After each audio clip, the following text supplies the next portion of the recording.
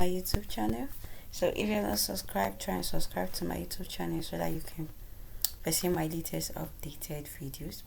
So firstly, how to know your column, if it is a categorical data or it is a numerical data.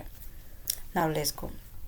Column A is a categorical data because you can aggregate it, you can add it, you can do anything on this column. The only thing you can do on this column is count.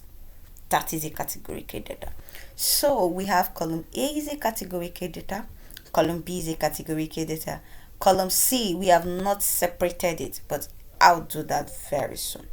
So E is a categorical data, and column D is a categorical data, column E is a numerical data, and column F is a time series data, and column G is a categorical data. So when I clean it, I'm going to show you how it looks like.